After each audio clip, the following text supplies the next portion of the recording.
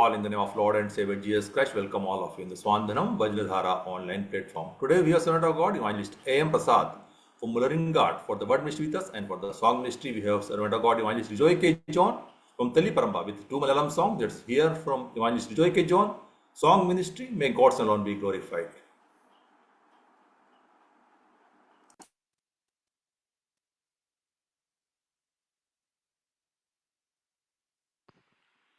Praise the Lord.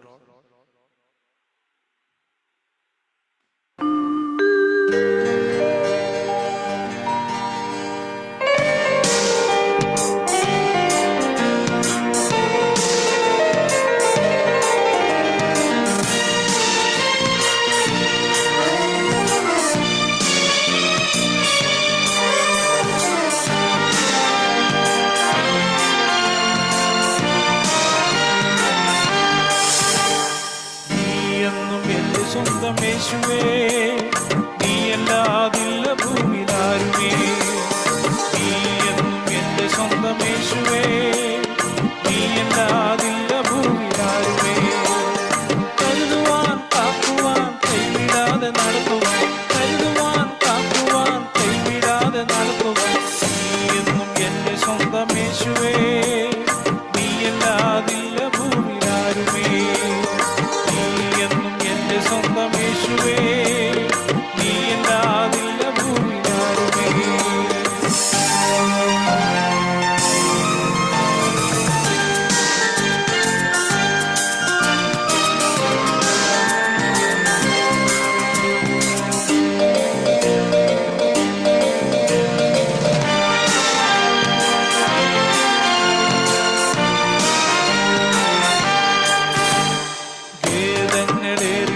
നേരവും സ്വാന്തനമൊഴികളെന്നാശയം, നീ വേണമെന്നും എൻ്റെ ആഗ്രഹം, നീ എന്നും എൻ്റെ ഏകയാശ്രയം.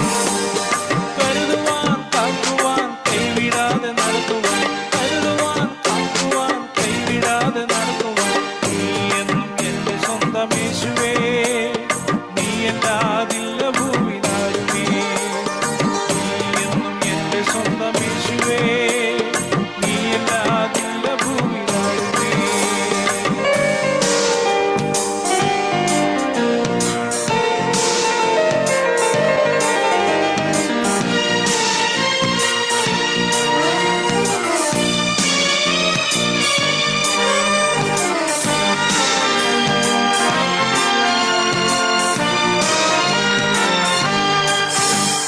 ദിവ്യവചനം എന്നും എൻ്റെ ധ്യാനവും, ബുദ്ധിയും ധനവും എൻ്റെ കീർത്തനം, എൻ്റെ ജീവപാതയും പ്രകാശവും, കാലുകൾക്കു ദീപവുമായി എത്തുമേ. കരുതുവാൻ കാക്കുവാൻ കൈവിടാതെ നടത്തുവാൻ, കരുതുവാൻ കാക്കുവാൻ കൈവിടാതെ നടത്തുവാൻ. നീ എന്നും എൻ്റെ സ്വന്തം യേശുവേ, നീയല്ലാതില്ല ഭൂമിയിലാരുമേ. സ്വന്തം യേശുവേ, നീയല്ലാതില്ല ഭൂമിയിലാരുമേ.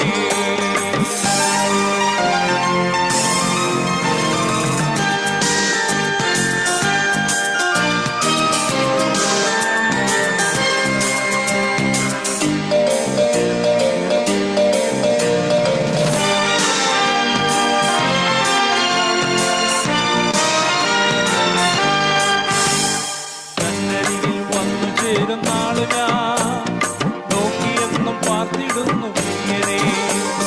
കണ്ണിമയ്ക്കും നേരത്തിൽ ഞാൻ ചാരിക്ക് എത്തുവാൻ നീ വന്നിടേണം കാവലേ. കരുതുവാൻ കാക്കുവാൻ കൈവിടാതെ നടത്തുവാൻ, കരുതുവാൻ കാക്കുവാൻ കൈവിടാതെ നടത്തുവാൻ. നീ എന്നും എൻ്റെ സ്വന്തം യേശുവേ, നീയല്ലാതില്ല ഭൂമിയിലാരുമേ. നീ എന്നും എൻ്റെ സ്വന്തം യേശുവേ,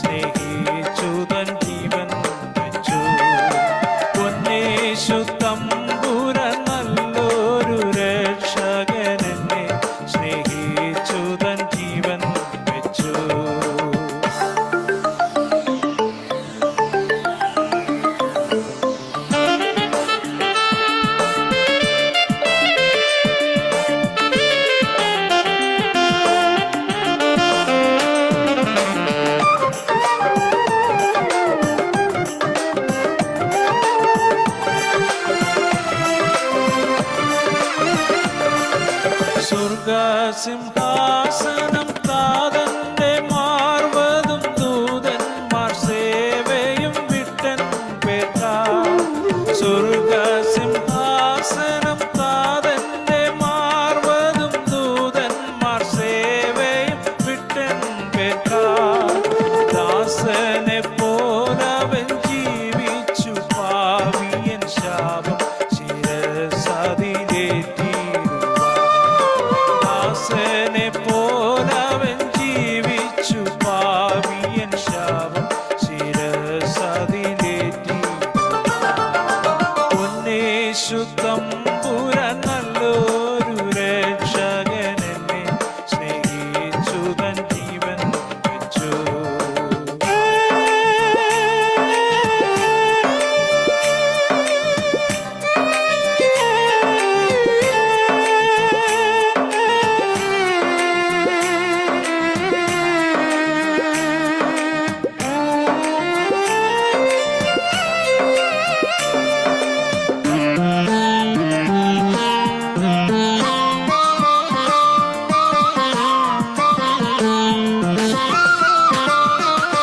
തള്ളയെപ്പോൾ നമുക്കുള്ളൊരു രക്ഷകൻ കൊള്ളക്കാരൻ പോലെ ക്രൂശിൽ തൂങ്ങി.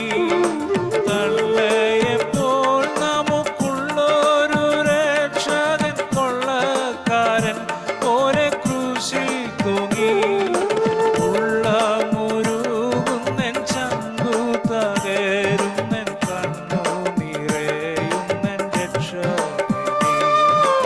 ഉള്ളമുരുകുന്നൻ ചങ്കു തകരുന്നൻ കണ്ണു നിറയുന്നൻ രക്ഷകനേ. പൊന്നേശു തമ്പുരാൻ നല്ലൊരു രക്ഷകൻ എന്നെ സ്നേഹിച്ചു തൻ ജീവൻ വെച്ചു. പൊന്നേശു തമ്പുരാൻ നല്ലൊരു രക്ഷകൻ എന്നെ സ്നേഹിച്ചു തൻ ജീവൻ വെച്ചു. Thank you. Praise the Lord. Thank you, servant of God, Evangelist Joy K. John from Taliparamba. Very beautiful 2 songs for listening, servant of God. And the servant of God is not new to our platform. He is every time coming in our platform and singing the song, and very blessed song we could hear today. And we thank the servant of God for the blessed song we could hear today. And welcome all of you in the Swandanam Vajnadhara online platform. Today we are servant of God, Evangelist A.M. Prasad from Mulleringard for the word ministry with us. Now this is the time for word ministry. May God's alone be glorified.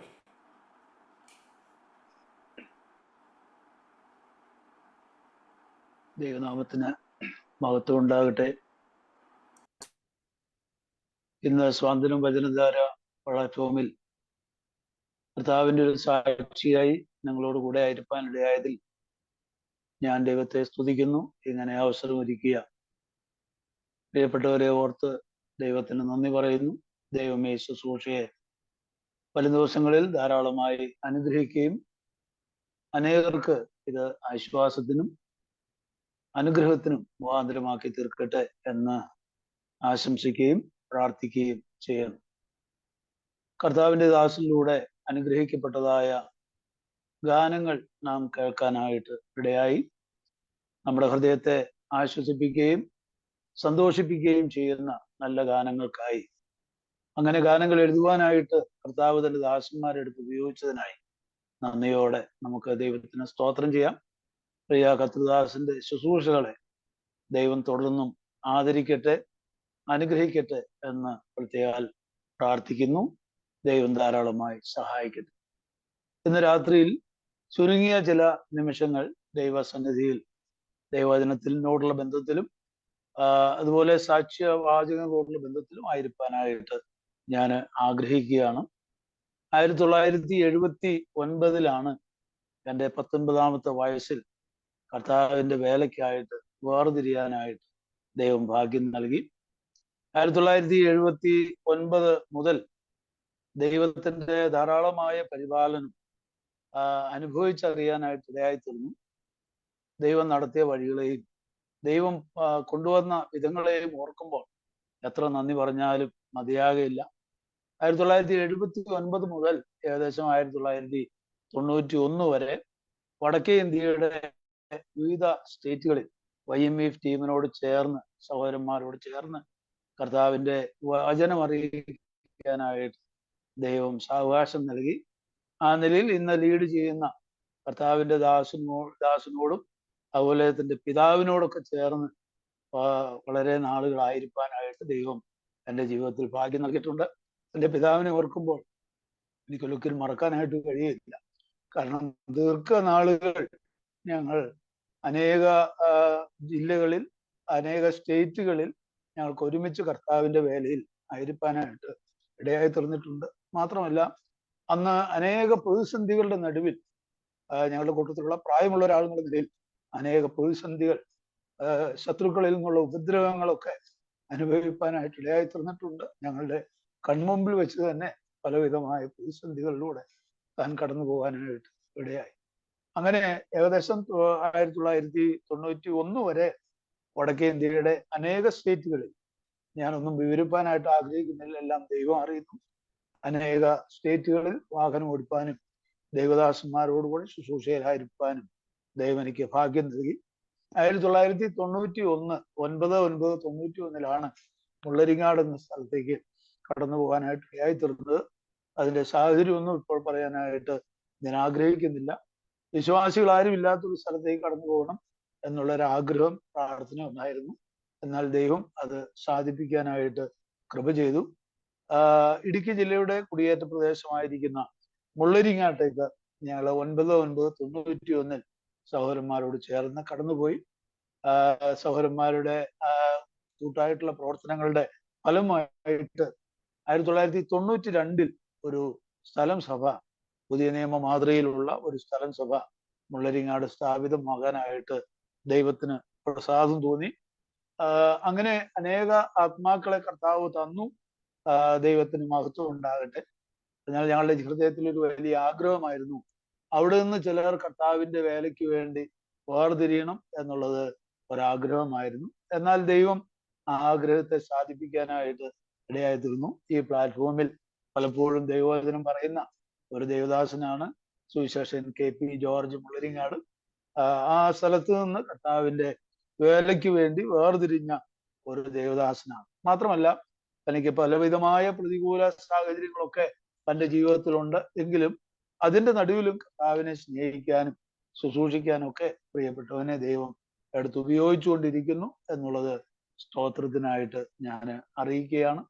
മാത്രമല്ല ഈ മുള്ളരിങ്ങാട് നിന്ന് രക്ഷിക്കപ്പെട്ടു വന്ന 5 യുവ സഹോദരിമാര് ഇന്ന് കർത്താവിൻ്റെ വേലയിലാണ്. 5 സുവിശേഷകന്മാരെയാണ് അവർ വിവാഹം ചെയ്തിരിക്കുന്നത്. 5 സ്ഥലങ്ങളിൽ അവർ കർത്താവിൻ്റെ വേല ചെയ്യുന്നു. അവരെ പ്രത്യേകം ഞങ്ങളുടെ പ്രാർത്ഥനയിൽ ഓർക്കുക. അത് ഞങ്ങൾക്ക് വളരെയധികം സന്തോഷം നൽകുന്ന ഒരു കാര്യമാണ്. പലർക്കും കർത്താവിൻ്റെ വേലക്കാരെ വിവാഹം ചെയ്യുക എന്നുള്ളത് ഒരു പ്രയാസമായിരിക്കുമ്പോൾ ഞങ്ങൾക്ക് സുവിശേഷകന്മാരെ വേണം എന്ന് പറഞ്ഞ് വിവാഹം ചെയ്ത ചില കുഞ്ഞുങ്ങളുണ്ട്. ഏതായാലും 5 പേര് കർത്താവിൻ്റെ വേലക്കാരെയാണ് വിവാഹം ചെയ്ത് ഇന്ന് 5 സ്ഥലങ്ങളിൽ കർത്താവിൻ്റെ വേല ചെയ്യുന്നത് എന്നുള്ളത് സ്തോത്രത്തിനായിട്ട് അറിയിക്കുന്നു. എനിക്ക് ഭാര്യയും 2 മക്കളുമുണ്ട്. മക്കൾ ജോലിയോടുള്ള ബന്ധത്തിൽ കർത്താവിനെ ശുശ്രൂഷിച്ചു വരുന്നു. അവര് കർത്താവിന്റെ വേലയ്ക്ക് വേണ്ടി വേർതിരിയണമെന്നുള്ള പ്രാർത്ഥനയും ആഗ്രഹവും ഒക്കെ ഞങ്ങൾക്കുണ്ട്. എങ്കിലും ദൈവമാണല്ലോ തന്റെ വേലയ്ക്ക് വേണ്ടി വിളിക്കുന്നത്. അപ്പോ അവര് ജോലിയോടുള്ള ബന്ധത്തിൽ കർത്താവിന്റെ ശുശ്രൂഷയിൽ തങ്ങളാലാവുന്ന നിലയിൽ ചെറിയ പങ്ക് വഹിച്ചു വരുന്നു. ഞാൻ വിസ്തരിക്കുവാനായിട്ട് ആഗ്രഹിക്കുന്നില്ല. എന്നാൽ ഞാൻ ഈ നാളുകളിൽ ചെയ്യുന്ന പ്രവർത്തനങ്ങൾ എന്ന് പറഞ്ഞാൽ അധികമായിട്ടൊന്നും ചെയ്യാനായിട്ട് സാധിക്കുന്നില്ല. കാരണം പലതുണ്ട്. എന്നാൽ 1930 മധ്യ കേരളത്തിൽ ആരംഭിച്ച ഒരു ചെറുതായിട്ട് ആരംഭിച്ച ഒരു പ്രവർത്തനമാണ് മാസവേല മാസയോഗം പ്രവർത്തനം. ഞങ്ങൾക്കറിയാം 1930 അത് ആരംഭിക്കാനായിട്ട് ഇടയായി തീർന്നത്. അന്ന് നമ്മുടെ മധ്യത്തിൽ സഭകൾ വളരെ കുറവായിരുന്നു. എന്നാൽ ആ പ്രവർത്തനത്തെ ദൈവം ആദരിച്ചു, അനുഗ്രഹിച്ചു. ഇന്ന് ഇതിന്റെ ചുറ്റുപാടുകളിലൊക്കെ ധാരാളം സഭകളുണ്ട്. ഞാൻ അതൊന്നും വിവരിക്കാനായിട്ട് ആഗ്രഹിക്കുന്നില്ല. അന്ന് ചുരുക്കം സഭകൾ മാത്രമേ നമ്മുടെ മധ്യ കേരളത്തിൽ ഉണ്ടായിരുന്നുള്ളൂ. ഇന്ന് ഏകദേശം 100-ലധികം സഭകൾ ഇന്ന് ഈ പ്രദേശങ്ങളിലുണ്ട്. ദൈവനാമത്തിന് മഹത്വം ഉണ്ടാകട്ടെ. അന്ന് ആരംഭിച്ച ആ പ്രവർത്തനം ഇന്നും ദൈവത്തിന്റെ കൃപയാൽ അനുഗ്രഹമായിട്ട് തുടരുന്നു എന്നുള്ളത് പ്രത്യേക സ്തോത്രത്തിനായിട്ട് അറിയിക്കുകയാണ്. ഈ പ്രവർത്തനത്തിന് ഒരു പ്രസിഡന്റ് ഇല്ല, ഒരു സെക്രട്ടറി ഇല്ല, ഇതിനു വേണ്ടി ഒരു ഫണ്ടും പ്രത്യേകമായിട്ടില്ല. എങ്കിലും ദൈവം കഴിഞ്ഞ ദീർഘവർഷങ്ങൾ ഈ പ്രവർത്തനത്തെ അത്ഭുതമായിട്ട് നടത്തി. ഇന്നും ആ പ്രവർത്തനം തുടർന്നു വരുന്നു. കഴിഞ്ഞ ആഴ്ചയിൽ പാണങ്കുഴി സഭയോടുള്ള ബന്ധത്തിൽ ആ പ്രവർത്തനം നടക്കാനായിട്ടിടയായി. ദൈവം അനുവദിച്ചാൽ ഈ ആഴ്ചയിലും ശുശ്രൂഷയിൽ ഒരു ദിവസത്തെ പരസ്യയോഗങ്ങളും പ്രവർത്തനങ്ങളും ഉണ്ട്. പ്രത്യേക പ്രവർത്തനങ്ങളെ ഓർത്ത് പ്രാർത്ഥിക്കുക. അതിലൊരു ചെറിയ പങ്ക് പുറകിൽ നിന്ന് വഹിക്കാനായിട്ട് കഴിഞ്ഞ 30 വർഷമായിട്ട് കർത്താവ് കൃപ നൽകുന്നു. അത് കർത്താവ് ഏൽപ്പിച്ചൊരു ശുശ്രൂഷയാണ് എന്ന് പ്രത്യേക മനസ്സിലാക്കി ആ ശുശ്രൂഷയിൽ തുടർന്നു വരുന്നു. തുടർന്നും കർത്താവ് തരുന്ന ആയുസ്സും ആരോഗ്യവും ദൈവനാമഹത്വത്തിന് വേണ്ടി പ്രയോജനപ്പെടുവാനായിട്ട് ഞങ്ങളുടെ എല്ലാവരുടെയും ഏറിയ പ്രാർത്ഥന ഞാൻ അഭ്യർത്ഥിക്കുകയാണ്. ദൈവം ധാരാളമായിട്ട് സഹായിക്കുമാറാകട്ടെ. ഇന്ന് ദൈവത്തിന്റെ വചനം പറയണമെന്ന് കർത്താവിന്റെ ദാസൻ ഇങ്ങനെ ആവശ്യപ്പെട്ടപ്പോൾ ഞാൻ എന്താണ് പറയേണ്ടത് എന്നുള്ളതിനെ കുറിച്ച് ഞാൻ വളരെയധികം ദൈവസന്നിധിയിൽ ദൈവസന്നിധി പ്രാർത്ഥിക്കുകയും ആഗ്രഹിക്കുകയും ചെയ്തു. എന്നാൽ ഈ ദിവസങ്ങളിൽ ഞാൻ വായിക്കുകയും ധ്യാനിക്കുകയും ഞങ്ങളുടെ മുള്ളരിങ്ങാട്ടുള്ള സഭയിൽ ശുശ്രൂഷിക്കുകയും ചെയ്ത, അതുപോലെ ദൈവം അവസരം നൽകുന്ന സ്ഥലങ്ങളിലൊക്കെ ശുശ്രൂഷിക്കുന്ന ഒരു വേദഭാഗം ത്തിൽ നിന്ന് ചില ആലോചനകൾ പറയണമെന്നാണ് ഞാൻ ആഗ്രഹിക്കുന്നത്. നമുക്ക് എല്ലാവർക്കും സുപരിതമായിട്ടുള്ള ഒരു വേദഭാഗമാണ് ഞാൻ വായിക്കാനായിട്ട് ആഗ്രഹിക്കുന്നത്. നമുക്ക് മത്തായിയുടെ സുവിശേഷം 2-ാം അധ്യായം അതിന്റെ 1-ാമത്തെ വാക്യം നമുക്ക് വായിക്കാം. ഹെരോദ രാജാവിന്റെ കാലത്ത് യേശു യഹൂദയിലെ ബേത്ലഹേമിൽ ജനിച്ച ശേഷം കിഴക്ക് നിന്ന് വിദ്വാൻമാർ യെരൂശലേമിൽ എത്തി. യഹൂദന്മാരുടെ രാജാവായി പിറന്നവൻ എവിടെ? ഞങ്ങൾ അവന്റെ നക്ഷത്രം കിഴക്കു കണ്ടു, അവനെ നമസ്കരിപ്പാൻ വന്നിരിക്കുന്നു എന്ന് പറഞ്ഞു. നമുക്ക് എല്ലാവർക്കും വളരെ പരിചയമുള്ള ഒരു വേദഭാഗമാണ്. നമ്മുടെ കർത്താവിന്റെ ജനനത്തോടുള്ള ബന്ധത്തിൽ ഉള്ള ഒരു വേദഭാഗമാണ്. എന്നാൽ ഈ വായിച്ച വേദവാക്യത്തിൽ ഈ 2 വാക്യങ്ങളിലായിട്ട് 2 പ്രാവശ്യം പറഞ്ഞിരിക്കുന്ന ഒരു പദമുണ്ട്. നിങ്ങൾ എല്ലാവർക്കും അറിയാം, എല്ലാവരും ശ്രദ്ധിച്ചിട്ടുണ്ട്. അവിടെ നിന്ന് വായിക്കുന്നത് ഇങ്ങനെയാണ്: കിഴക്ക് നിന്ന് എന്നുള്ള പദം 2 പ്രാവശ്യം അവിടെ കാണാനായിട്ട് സാധിക്കും. കർത്താവിന്റെ ജന്മത്തിങ്കൽ കർത്താവിനെ ആരാധിപ്പാൻ ഭക്തിയോടും വളരെ ആഗ്രഹത്തോടും കൂടെ കിഴക്ക് നിന്ന് വന്ന വിദ്വാൻമാരെ കുറിച്ചാണ് ഇവിടെ നമുക്ക് കാണാനായിട്ട് കഴിയുന്നത്. എത്ര പേരാണ് വന്നതെന്ന് കൃത്യമായി പറഞ്ഞിട്ടില്ല. എന്നാൽ അവർ കാഴ്ചവെച്ച വസ്തുക്കളെ സംബന്ധിച്ച് നോക്കുമ്പോൾ ചിലരൊക്കെ പറയുന്നത് 3 പേരാണ് വന്നത് എന്ന് പറയാറുണ്ട്. എന്തുവായിക്കൊള്ളട്ടെ, നമുക്ക് അറിഞ്ഞുകൂടാ. എന്നാൽ ഇവർ കിഴക്ക് നിന്ന് വന്നു എന്ന് നമുക്ക് പ്രത്യേകം കാണാനായിട്ട് കഴിയും. കർത്താവിന്റെ നക്ഷത്രം, ജനനത്തോടുള്ള ബന്ധത്തിലുള്ള നക്ഷത്രം കിഴക്ക് കണ്ടു എന്നാണ് നമുക്ക് കാണുവാനായിട്ട് സാധിക്കുന്നത്. ഈ വിദ്വാൻമാരെ സംബന്ധിച്ച് ഒരുപാട് കാര്യങ്ങൾ ഇങ്ങനെ പറഞ്ഞു കേൾക്കാറുണ്ട്, എനിക്കറിഞ്ഞുകൂടാ. എന്നാൽ ഈ വിദ്വാൻമാർ കിഴക്ക് നിന്ന് വന്നവരാണ് എന്ന് നമുക്ക് കാണാനായിട്ട് സാധിക്കും. ഒരു പുതിയ നക്ഷത്രം കണ്ടാൽ അതൊരു പുതിയ രാജാവിന്റെ ജനന ലക്ഷണമായി പരിഗണിച്ചിരുന്നു എന്ന് നമുക്ക് മനസ്സിലാക്കാനായിട്ട് സാധിക്കും. അങ്ങനെ പുതിയ നക്ഷത്രം കണ്ടതിനാൽ ഒരു രാജാവിന്റെ ജനനമായി മനസ്സിലാക്കി അവർ കിഴക്ക് നിന്ന് യാത്ര പുറപ്പെട്ടു. എത്ര ദിവസമാണ് യാത്ര ചെയ്തത്, എത്ര ദൂരമാണ് യാത്ര ചെയ്തത്, ഒന്നും ഇവിടെ രേഖപ്പെടുത്തിയിട്ടില്ല. എന്നാൽ ഇവിടെ രേഖപ്പെടുത്തിയിരിക്കുന്ന ഒരു കാര്യം, ഞങ്ങൾ നക്ഷത്രം കിഴക്ക് കണ്ടു എന്ന് പറഞ്ഞാൽ കിഴക്കാണ് ഈ നക്ഷത്രം ഉദിച്ചത് എന്ന് വളരെ വ്യക്തമായി പറഞ്ഞിട്ടുണ്ട്. ഈ വേദഭാഗം നമ്മൾ വായിക്കുകയും പഠിക്കുകയും ചെയ്യുമ്പോൾ എന്താ ഈ നക്ഷത്രം കിഴക്കുദിക്കാനുള്ള കാരണം? ഒരുപക്ഷെ പല കാരണങ്ങളുണ്ടായിരിക്കാം, എനിക്ക് അറിഞ്ഞുകൂടാ. എന്നാൽ ഞാൻ മനസ്സിലാക്കിയ ഒരു കാരണം നിങ്ങളോട് പറയാം എന്നാണ് ഞാൻ ആഗ്രഹിക്കുന്നത്. കിഴക്കെന്നുള്ളത് ഈ വേദപുസ്തകം നാം വായിക്കുകയും പഠിക്കുകയും ചെയ്യുമ്പോൾ അതൊരു ശാപത്തിന്റെ സ്ഥാനമായി നമുക്ക് കാണാനായിട്ട് സാധിക്കും. ഉൽപ്പത്തി പുസ്തകം 3-ാം അധ്യായം 24-ാമത്തെ വാക്യം വായിക്കുമ്പോൾ, പാപം ചെയ്ത ആദാമിനെ, ഹവ്വയെ ഏദന് കിഴക്കോട്ട് ഇറക്കി വിട്ടു എന്ന് നമുക്ക് മനസ്സിലാക്കാനായിട്ട് സാധിക്കും. അവിടെ അങ്ങനെ തന്നെ ആ ഭാഗം വായിക്കുമ്പോൾ നമുക്ക് മനസ്സിലാക്കാനായിട്ട് സാധിക്കും. അപ്പോൾ ചുരുക്കി പറഞ്ഞാൽ പാപം ചെയ്തതായ ആദവും ഹവ്വയും കിഴക്കായിരുന്നു എന്ന് നാം വായിക്കുന്നുണ്ട്. കിഴക്കോട്ടാണ് ഇറക്കി വിട്ടത്, അവർ വരാതിരിപ്പാൻ കിഴക്ക് ജ്വാലയെ നിർത്തി എന്നൊക്കെ നമുക്ക് കാണാനായിട്ട് സാധിക്കുന്നുണ്ട്. അങ്ങനെയെങ്കിൽ പാപം ചെയ്തവർ പാർത്ത ഒരു സ്ഥലമായിരുന്നു കിഴക്ക് എന്ന് നമുക്ക് മനസ്സിലാക്കാനായിട്ട് സാധിക്കും. ഉൽപ്പത്തി പുസ്തകം 4-ാം അധ്യായം 16-ാമത്തെ വാക്യത്തിലേക്ക് വരുമ്പോൾ അവിടെ നാം വായിക്കുന്നത് ഇങ്ങനെയാണ്: കയീൻ കിഴക്കോട്ട് യാത്ര ചെയ്ത് നോദ് ദേശത്ത് ചെന്ന് പാർത്തു എന്ന് അവിടെ നമുക്ക് കാണാനായിട്ട് സാധിക്കും. എന്ന് പറഞ്ഞാൽ കയീൻ ഒരു കൊലപാതകനായിരുന്നു. ആ സന്ദർഭമൊക്കെ നമുക്കറിയാം, ഞാൻ വിവരിക്കുന്നില്ല. അപ്പോൾ കയീൻ കിഴക്കോട്ട് യാത്ര ചെയ്ത് അവൻ നോദ് ദേശത്ത് ചെന്ന് പാർത്തു. അങ്ങനെയെങ്കിൽ പാപം ചെയ്ത ആദവും ഹവ്വയും പാർത്ത സ്ഥലമാണ് കിഴക്ക്. മാത്രമല്ല, കൊലപാതകന്മാർ പാർത്ത ഒരു പട്ടണമായിരുന്നു അല്ലെങ്കിൽ സ്ഥലമായിരുന്നു കിഴക്ക് എന്ന് നമുക്ക് കാണാനായിട്ട് സാധിക്കും. ഉൽപ്പത്തി പുസ്തകം 11-ാം അധ്യായം അതിന്റെ 1-2 വാക്യങ്ങൾ നാം വായിക്കുമ്പോൾ അവിടെ ബാബേൽ ഗോപുരത്തെ കുറിച്ചാണ് നാം വായിക്കുന്നത്. അതിന്റെ പണിയെ കുറിച്ചൊക്കെ അവിടെ വ്യക്തമായിട്ട് പറയുന്നുണ്ട്. അവർ കിഴക്കോട്ട് യാത്ര ചെയ്ത് ശീനാർ ദേശത്തെത്തി അവിടെ ആകാശത്തോളം എത്തുന്ന ഒരു ഗോപുരം പണിയാനായിട്ട് ശ്രമിച്ചു എന്ന് നമുക്ക് കാണാനായിട്ട് സാധിക്കും. അതിന്റെ മറ്റു വശങ്ങളിലേക്കൊന്നും പോകുവാൻ ഞാൻ ഇപ്പോൾ ആഗ്രഹിക്കുന്നില്ല. എന്നാൽ അവിടെ വായിക്കുന്നുണ്ട്, ദൈവത്തിനെതിരായി മത്സരിച്ച മത്സരികൾ പാർത്ത ഒരു സ്ഥലമാണ് കിഴക്ക് എന്ന് അവിടെ നമുക്ക് കാണാനായിട്ട് സാധിക്കും. അവർ കിഴക്കോട്ട് യാത്ര ചെയ്ത് ശീനാർ ദേശത്തെത്തി എന്നാണ് നാം അവിടെ വായിക്കാനായിട്ട് സാധിക്കുന്നത്.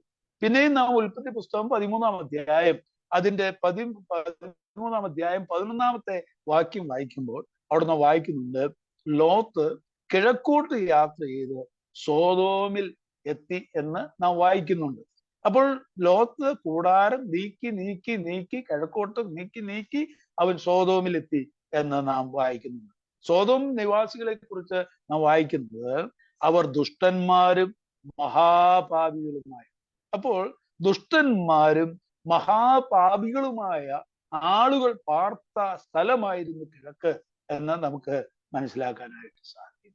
എന്നാൽ ചുരുക്കി പറയട്ടെ, അങ്ങനെയുള്ള ആ സ്ഥലത്ത്, പാപികൾ പാർത്ത സ്ഥലത്ത്, കൊലപാതകന്മാർ പാർത്ത സ്ഥലത്ത്, മത്സരികൾ പാർത്ത സ്ഥലത്ത്, മഹാദുഷ്ടന്മാരും കൊള്ളരുതാത്തവരുമായ ആളുകൾ പാർത്ത ആ സ്ഥലത്ത് കർത്താവിന്റെ നക്ഷത്രം ഉദിച്ചു എന്നുള്ളത് എത്ര അനുഗ്രഹിക്കപ്പെട്ടതായ ഒരു കാര്യമാണ്. നാം ആയിരുന്ന സ്ഥാനത്തേക്ക്, നാം ആയിരുന്ന ഇടത്തേക്ക് കർത്താവ് ഉദയം ചെയ്യുവാനായിട്ട് ഇടയായിട്ട് തീർന്നു. അതാണ് നമുക്ക് ഈ ഭാഗത്ത് നിന്ന് മനസ്സിലാക്കാനായിട്ട് സാധിക്കുന്നത്. എന്നാൽ ഇന്ന് ഞാൻ പറയാനായിട്ട് ആഗ്രഹിക്കുന്ന പ്രധാനപ്പെട്ടതായ കാര്യം, ഈ കിഴക്കുദിച്ച നക്ഷത്രം കണ്ട് കർത്താവിന്റെ ആ ജനനത്തോടുള്ള ബന്ധത്തിൽ ഒരു രാജാവ് ജനിച്ചിരിക്കുന്നു എന്ന് മനസ്സിലാക്കി അങ്ങോട്ട് വന്ന വിദ്വാൻമാരെ കുറിച്ചാണ് നമുക്ക് അവിടെ കാണാനായിട്ട് സാധിക്കുന്നത്. ഈ വിദ്വാൻമാരുടെ ജീവിതം നാം പഠിക്കുമ്പോൾ പ്രധാനപ്പെട്ട പല കാര്യങ്ങൾ ഒരുപക്ഷെ കണ്ടേക്കാം, എന്നാൽ പ്രധാനപ്പെട്ട 3 കാര്യങ്ങൾ നമുക്ക് കാണാനായിട്ട് സാധിക്കും. ആ 3 കാര്യങ്ങൾ ഒന്ന് അക്കമിട്ട് പറഞ്ഞ് എനിക്ക് അനുവദിക്കപ്പെട്ടിട്ടുള്ള സമയത്തിന് മുമ്പ് തന്നെ അവസാനിപ്പിക്കണമെന്നാണ് ഞാൻ ആഗ്രഹിക്കുന്നത്. ഒട്ടും സമയം ഞാൻ അധികം എടുക്കുകയില്ല.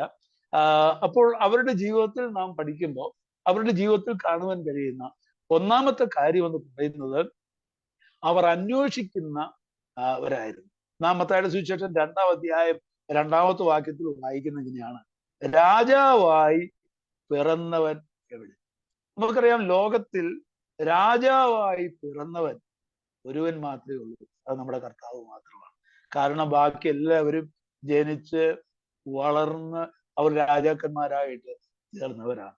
എന്നാൽ രാജാവായി പിറന്നവൻ എവിടെ എന്നാണ് വിദ്വാൻമാർ ചോദിച്ച് യേശു ക്രിസ്തുവിനെ അന്വേഷിച്ചു വന്നത് എന്ന് നമുക്ക് കാണുവാനായിട്ട് സാധിക്കും. ഈ വിദ്വാൻമാർ അന്വേഷിക്കുന്നവരായിരുന്നു. ഒരു നക്ഷത്രം കണ്ടപ്പോൾ അതൊരു രാജാവിന്റെ ജന്മമാണ് എന്ന് മനസ്സിലാക്കി ഈ ശിശുവിനെ കാണുവാൻ അവർ പുറപ്പെട്ട് വളരെ ആഗ്രഹത്തോടുകൂടെ വന്ന വിദ്വാൻമാരായിട്ടാണ് ഇവരെ നമുക്ക് കാണുവാനായിട്ട് സാധിക്കുന്നത്. അവർ അന്വേഷിക്കുന്നവരായിരുന്നു.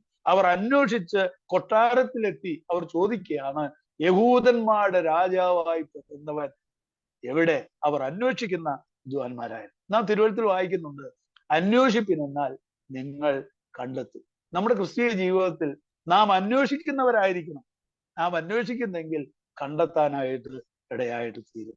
നമുക്കറിയാം, ദൈവത്തിന്റെ വചനം വായിക്കുമ്പോൾ പല കാര്യങ്ങൾ അന്വേഷിച്ച അനേകരെ സംബന്ധിച്ച് നാം വായിക്കുന്നുണ്ട്. യോഹന്നാന്റെ സുവിശേഷം 1-ാം അധ്യായം 38-ാമത്തെ വാക്യം വായിക്കുമ്പോൾ കർത്താവ് ചിലരോട് ചോദിച്ചു, നിങ്ങൾ എന്ത് അന്വേഷിക്കുന്നു? നിങ്ങൾ എന്താ അന്വേഷിക്കുന്നത്? അന്വേഷിച്ചു വന്നവരോട് കർത്താവ് ചോദിക്കുകയാണ്, നിങ്ങൾ എന്താ അന്വേഷിക്കുന്നു? അപ്പോൾ അവർ പറഞ്ഞു, ഗുരു, നീ എവിടെ പാർക്കുന്നു എന്ന് ചോദിച്ചു. നീ പാർക്കുന്ന ഇടം, അതാണ് ഞങ്ങൾക്കൊന്ന് അറിയേണ്ടത്. അവിടെ നാം വായിക്കുന്നുണ്ട്, അവനോട് കൂടെ അവർ പാർക്കാനായിട്ട് ഇടയായിത്തീർന്നു. നമ്മോടും ദൈവം ഇന്ന് ചോദിക്കുകയാണ്, നിങ്ങൾ എന്താണ് അന്വേഷിക്കുന്നത്? നിങ്ങൾ എന്താ അന്വേഷിക്കുന്നത്? നമ്മുടെ ജീവിതത്തിൽ നാം പലതും അന്വേഷിക്കുന്നവരാണ്. ഈ വിദ്വാൻമാരെ സംബന്ധിച്ചിടത്തോളം അവർ അന്വേഷിക്കുന്നവരായിരുന്നു. എന്നാൽ നമ്മുടെ ജീവിതത്തിൽ എന്താണ് നാം അന്വേഷിക്കേണ്ടത്? മത്തായിയുടെ സുവിശേഷം 6-ാം അധ്യായം 33-ാമത്തെ വാക്യം നമുക്ക് വളരെ പരിചയമുള്ള ഒരു വാക്യമാണ്. അവിടെ നാം വായിക്കുന്ന ഇങ്ങനെയാണ്, മുമ്പേ അവന്റെ രാജ്യവും നീതിയും അന്വേഷിക്കും, അതോടുകൂടെ ഇതൊക്കെയും നിങ്ങൾക്ക് കിട്ടും. പലപ്പോഴും ഇതൊക്കെയും കിട്ടാൻ വലിയ ആഗ്രഹമുള്ളവരാണ്. ഇതൊക്കെയും നമുക്ക് കിട്ടാൻ വലിയ ആഗ്രഹമാണ്. എന്നാൽ അത് നൽകാമെന്ന് ദൈവം പറഞ്ഞിട്ടുണ്ട്, ദൈവത്തിന്റെ വാഗ്ദത്തമുണ്ട്. പക്ഷേ അതിനു മുമ്പൊരു കാര്യമുണ്ട്. എന്താണ് മുമ്പെയുള്ള കാര്യം?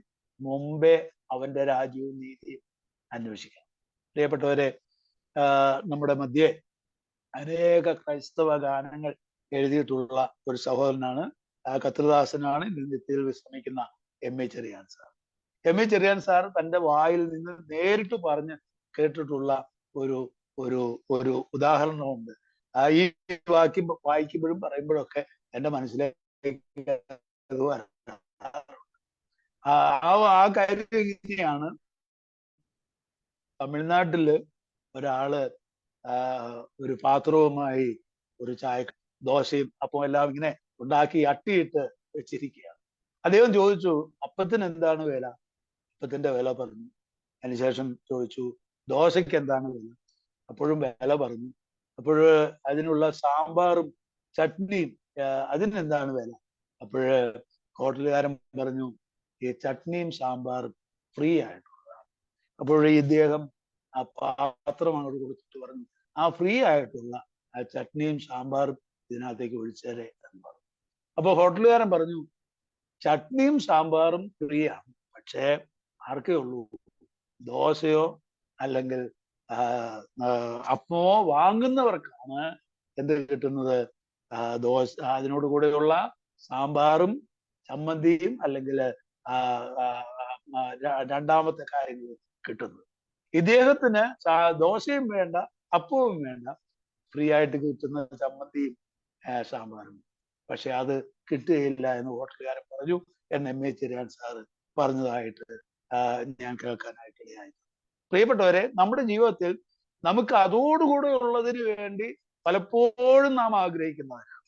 നമ്മുടെ ജീവിതത്തിൽ പലപ്പോഴും നാം ആഗ്രഹിക്കുന്നവരാണ്. പക്ഷേ ദൈവത്തിന്റെ വചനം പറയുന്നു, മുമ്പേ അവന്റെ രാജ്യവും നീതിയും അന്വേഷിക്കുക.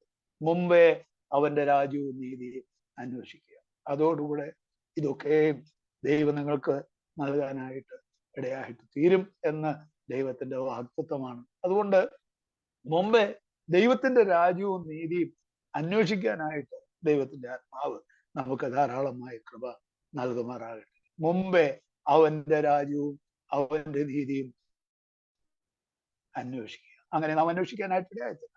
ഒരിക്കലും നാം ലജ്ജിക്കേണ്ടി വരികയില്ല. ഒരിക്കലും നാം നിരാശപ്പെടേണ്ടി വരികയില്ല. 27-ാമത്തെ സങ്കീർത്തനം 8-ാമത്തെ വാക്യം നമുക്ക് വളരെ പരിചയമുള്ള ഒരു വാക്യമാണ്. അവിടെ സങ്കീർത്തനക്കാരൻ പറയുകയാണ്, യഹോവേ ഞാൻ നിന്റെ മുഖം അന്വേഷിക്കും. യഹോവേ ഞാൻ നിന്റെ മുഖം അന്വേഷിക്കുന്നു. മുമ്പേ അവന്റെ രാജ്യവും നീതിയും അന്വേഷിക്കുക മാത്രമല്ല, ദൈവത്തിന്റെ മുഖം അന്വേഷിക്കാനായിട്ട് ഇടയായിത്തീരും. അത് ഏറ്റവും അനുഗ്രഹിക്കപ്പെട്ട ഒന്ന് തന്നെയാണ്. പ്രഭാത കീർത്തനങ്ങള് ഇന്ന് വളരെ കുറച്ചാണ് ആളുകൾ പാടുന്നതെന്നാണ് പലയിടങ്ങളിൽ നിന്ന് ഞാൻ കേൾക്കാറുള്ളത്. എന്നാൽ പ്രഭാത കീർത്തനത്തിൽ സാധാരണ പാടാറുള്ള പ്രഭാത കീർത്തനത്തിൽ ഒരു പാട്ടിങ്ങനെയുണ്ട്. ദിനമതിൻ തുടസത്തിൽ മനുവേലിൻ മുഖാംബുജം ധരിശിച്ച നരനൊരു ദുരിതവും വരിയില്ല. പ്രഭാതത്തിൽ പാടാറുള്ള ഒരു പാട്ടിന്റെ ഒരടിയാണ് ഞാൻ പാടി. ദിനമതിൻ തുടസത്തിൽ മനുവേലിൻ മുഖാംബുജം ധരിശിച്ച നരന് ഒരു ദുരിതവും വരിക. ദൈവത്തിന്റെ മുഖം അന്വേഷിച്ചാൽ, ദൈവത്തിന്റെ മുഖം നാം അന്വേഷിക്കാനായിട്ട് ഇടയായിട്ട് തീർന്നാൽ, പ്രിയപ്പെട്ടവരെ, ഒരിക്കലും നാം നിരാശപ്പെടേണ്ടി വരികയില്ല. മുമ്പേ ദൈവത്തിന്റെ മുഖം അന്വേഷിക്കുക, ദൈവത്തിന്റെ മുഖം അന്വേഷിക്കുക. കൊരിന്ത്യർക്ക് 1-ാമത്തെ ലേഖനം 10-ാം അധ്യായം 24-ാമത്തെ വാക്യത്തിൽ നാം വായിക്കുന്നുണ്ട്, ഓരോരുത്തൻ സ്വന്തം ഗുണമല്ല മറ്റുള്ളവന്റെ ഗുണം കൂടെ അന്വേഷിക്കണം. മറ്റുള്ളവന്റെ ഗുണം അന്വേഷിക്കണം. പ്രിയപ്പെട്ടവരെ, നമ്മുടെ ജീവിതത്തിൽ എന്തൊക്കെയാണ് നമ്മൾ അന്വേഷിക്കേണ്ടത്? അന്വേഷിക്കേണ്ട ധാരാളം കാര്യങ്ങൾ തിരുവെഴുത്ത് പറയുന്നുണ്ട്. എല്ലാറ്റിലെയും കടന്നു പോകാനായിട്ട് ഇപ്പോൾ സമയമില്ലല്ലോ. കൊലോസ്യ ലേഖനം 3-ാം അധ്യായം 1-ാമത്തെ വാക്യത്തിൽ നാം വായിക്കുന്നതിനെയാണ്, നിങ്ങൾ ക്രിസ്തുവിനോടുകൂടെ ഉയർത്തെഴുന്നേറ്റിരിക്കുന്നു എങ്കിൽ ക്രിസ്തു ദൈവത്തിന്റെ വലത്തുഭാഗത്ത് ഇരിക്കുന്നിടമായ ഉയരത്തിലുള്ളത് അന്വേഷിക്കണം. ഉയരത്തിലുള്ളത് അന്വേഷിക്കണം. ദൈവത്തിന്റെ ആത്മാവ് നമ്മെ സഹായിക്കട്ടെ. ഈ വിദ്വാൻമാർ അന്വേഷിക്കുന്നവരായിരുന്നു എന്ന് നമുക്ക് കാണുവാനായിട്ട് സാധിക്കും. ഭൂമിയിലുള്ളതല്ല, ഉയരത്തിലുള്ളത് തന്നെ അന്വേഷിക്കും. അന്വേഷിപ്പിനെന്നാൽ നിങ്ങൾ കണ്ടെത്താനായിട്ട് ഇടയായിത്തീരും. ഈ വിദ്വാൻമാരുടെ ജീവിതത്തിൽ അവർ അന്വേഷിക്കുന്നവരായിരുന്നു. അവർ അന്വേഷിച്ചു ശിശുവിനെ കണ്ടെത്താനായിട്ട് ഇടയായിട്ട് തീർന്നു. നമ്മുടെ ജീവിതത്തിൽ നാം അന്വേഷിക്കേണ്ട ചുരുങ്ങിയ ചില കാര്യങ്ങൾ നാം ഓർക്കാനായിട്ട് ഇടയായിട്ട് തീർന്നു.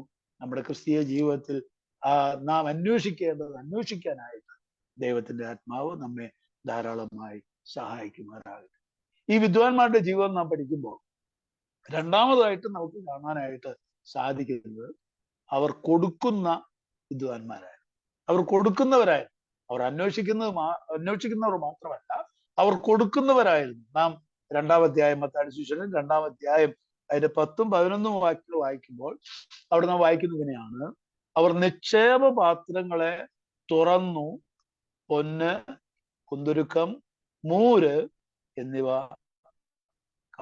കാഴ്ചവെച്ചു. നമ്മുടെ ജീവിതത്തിൽ നാം തുറക്കേണ്ട ചില കാര്യങ്ങൾ തിരുവെഴുത്ത് പറയുന്നുണ്ട്. എന്തൊക്കെയാണ് എന്ന് ഞാൻ വിശദമായിട്ട് ഇപ്പൊ പറയാനായിട്ട് ആഗ്രഹിക്കുന്നില്ല. ഹൃദയം തുറക്കണം, നമ്മുടെ കൈ തുറക്കണം. അങ്ങനെ തുറക്കേണ്ട ഒരുപാട് കാര്യങ്ങൾ തിരുവെഴുത്തി പറയുന്നുണ്ട്. ദൈവത്തിന്റെ ആത്മാവ് നമ്മെ സഹായിക്കട്ടെ. എന്നാൽ ഇവിടെ നാം വായിക്കുന്നത്, അവർ കൊടുക്കുന്ന വിദ്വാൻമാരായിരുന്നു. അവരെന്താ കൊടുത്തത്? പൊന്ന്, കുന്തുരുക്കം, മൂര് എന്നിവ കാഴ്ചവെച്ചു. അവർ നിക്ഷേപ പാത്രങ്ങളെ തുറന്നു എന്നാണ് നാം വായിക്കുന്നുണ്ടല്ലോ. സുവിശേഷം 6-ാം അധ്യായത്തില്, നിന്റെ നിക്ഷേപം ഇരിക്കുന്നിടത്ത് നിന്റെ ഹൃദയവും ഇരിക്കും എന്ന് പറഞ്ഞാൽ, നിക്ഷേപം എവിടെയാണോ അവിടെയാണ് ഹൃദയം ഇരിക്കുന്നതെന്നാണ് തിരുവെഴുത്ത് പറയുന്നത്. എന്നാൽ അവരുടെ നിക്ഷേപ പാത്രങ്ങളെ അവർ തുറന്ന് അതിലുള്ള നിക്ഷേപങ്ങൾ കർത്താവിന് കാഴ്ചവെക്കാനായിട്ട് ഇടയായിട്ട്. ദൈവത്തിന്റെ ആത്മാവ് നമ്മെ സഹായിക്കട്ടെ.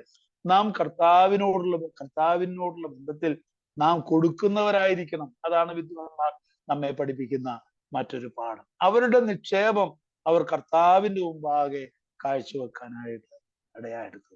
നാം നമ്മുടെ ക്രിസ്തീയ ജീവിതത്തിൽ നാം വാങ്ങുന്നവരായിട്ട് മാത്രമല്ല, നാം കൊടുക്കുന്നവരായിട്ട് ഇരിക്കണം എന്നുള്ളതാണ് ദൈവം നമ്മെക്കുറിച്ച് ആഗ്രഹിക്കുന്നത്. നാം പലപ്പോഴും ഇല്ലാത്ത സമയത്ത് കൊടുക്കാൻ വലിയ ആഗ്രഹമുള്ളവർ, നമുക്കില്ലാത്തപ്പോ കൊടുക്കാൻ വലിയ ആഗ്രഹം എന്ന് പറഞ്ഞാൽ, കർത്താവ് എനിക്ക് ഇത് ഉണ്ടായിരുന്നെങ്കിൽ എനിക്ക് കൊടുക്കാമായിരുന്നു എന്ന് നാം പലപ്പോഴും ആഗ്രഹിക്കുന്നവരാണ്. എന്നാൽ ദൈവം ആഗ്രഹിക്കുന്നത് നമുക്കുള്ളതിൽ നിന്ന് കർത്താവിന് വേണ്ടി കൊടുക്കുക എന്നുള്ളത്. ഞാൻ ഒരു സംഭവം ഇങ്ങനെ കേട്ടിട്ടുണ്ട്. ഒരു സൺഡേ സ്കൂൾ അധ്യാപകൻ കുഞ്ഞുങ്ങളെ പഠിപ്പിച്ചുകൊണ്ടിരിക്കുക. അപ്പോൾ അധ്യാപകൻ കുഞ്ഞുങ്ങളോട് ചോദിച്ചു, മക്കളെ, നിങ്ങൾ കർത്താവിന് കൊടുക്കാനായിട്ട് നിങ്ങൾക്ക് താല്പര്യമുണ്ടോ? അവർ പറഞ്ഞു, വലിയ താല്പര്യമാണ്, ഞങ്ങൾക്ക് കർത്താവിന് വേണ്ടി കൊടുക്കണമെന്ന് വലിയ താല്പര്യമുണ്ട്. അപ്പൊ അധ്യാപകൻ ഒരു കുട്ടിയെ വിളിച്ചിട്ട് ചോദിച്ചു, മോനെ, നിനക്ക് 2 വീടുണ്ടെങ്കിൽ നീ ഒരു വീട് കർത്താവിന് വേണ്ടി കൊടുക്കുമോ? അപ്പൊ ഈ മോൻ പറഞ്ഞു, തീർച്ചയായിട്ടും ഞാൻ കൊടുക്കും. എനിക്ക് 2 വീടുണ്ടെങ്കിൽ അതിലൊരു വീട് ഞാൻ കർത്താവിന് വേണ്ടി കൊടുക്കും. അതിനുശേഷം അധ്യാപകൻ ചോദിച്ചു, നിനക്ക് 2 കാറുണ്ടെങ്കിൽ അതിലൊരു കാറ് നീ കർത്താവിന് വേണ്ടി കൊടുക്കും? അവൻ പറഞ്ഞു, ഞാൻ കൊടുക്കും. 2 കാറുണ്ടെങ്കിൽ ഒരു കാർ ഞാൻ കർത്താവിന് വേണ്ടി കൊടുക്കും.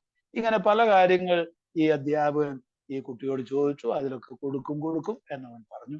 എന്നാൽ അവസാനമായിട്ട് അധ്യാപകൻ ചോദിച്ചു, 2 സൈക്കിൾ നിനക്കുണ്ടെങ്കിൽ സൈക്കിൾ ഇല്ലാത്ത ഒരാൾക്ക് നിന്റെ ഒരു സൈക്കിൾ കൊടുക്കുമോ? അപ്പോൾ ആ കുട്ടി ഇങ്ങനെ പറഞ്ഞു, അത് ഞാൻ കൊടുക്കില്ല സാറേ, അത് ഞാൻ കൊടുക്കും. അപ്പോൾ ചോദിച്ചു, എന്താ അത് കൊടുക്കില്ലാത്ത? എനിക്ക് 2 സൈക്കിളുണ്ട്. അപ്പോ 2 സൈക്കിൾ ഉള്ളത് കൊണ്ട് ഞാനൊന്ന് കൊടുക്കുക. അപ്പൊ ഇല്ലാത്തത് കൊടുക്കാനായിട്ട് പലപ്പോഴും നമുക്കും വലിയ താല്പര്യമാണ്. എന്നാൽ പ്രിയപ്പെട്ടവരെ, നമുക്കുള്ളതിൽ നിന്ന് കർത്താവിനുള്ളത് നാം കൊടുക്കാനായിട്ട് ഇടയായിട്ട് തീരും. ഉള്ളതിൽ നിന്ന് കർത്താവിന് വേണ്ടി കൊടുക്കും. നമുക്ക് ലഭിക്കുന്ന ഓരോ പൈസയും ഓരോ രൂപയും അതിനകത്ത് കർത്താവിനുള്ളതുണ്ട്.